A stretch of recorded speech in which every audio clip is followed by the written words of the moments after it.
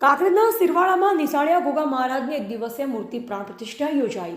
કાંકરેજ તાલુકાના બ્રહ્મપુરી સિરવાડા ગામે નવનિર્મિત શ્રી નિશાળિયા ગોગા મહારાજની એક દિવસીય મૂર્તિ પ્રાણ પ્રતિષ્ઠા શાસ્ત્રી જોશી ઉમેદભાઈ વીરાભાઈના આચાર્યપદે તેમજ મુખ્ય યજમાન સ્વર્ગીય જોશી ડાયાભાઈ દલછાભાઈ, ભોજના જોશી ધોળાભાઈ નાગજીભાઈ, મૂર્તિના જોશી ધોળાભાઈ હીરાભાઈ, શિખરના જોશી રામસંગભાઈ નાગજીભાઈ, ધજાદંડના જોશી ચેરાભાઈ વાલજીભાઈ, ફરાળના દેસાઈ ખેંગારભાઈ રામાભાઈ, મહાઆરતીના જોશી રામસંગભાઈ પ્રભુરામભાઈ, મંડપના જોશી નાનજીભાઈ નાગજીભાઈ, પ્રસાદના જોશી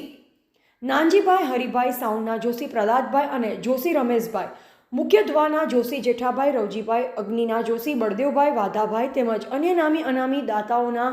યજમાન પદે શાસ્ત્રોક્ત વિધિવિધાન સાથે એક દિવસીય યજ્ઞ યોજાયો, જેમાં ડીજે સાઉન્ડના તાલે ગોગા મહારાજની મૂર્તિ લાવી તેના ઉપર જળાભિષેક કરી પ્રતિષ્ઠા કરાઈ। આ પ્રસંગે સંત શ્રી શ્યામ સ્વરૂપ મહારાજ, ઉજનવાડા આશ્રમ તેમજ સમસ્ત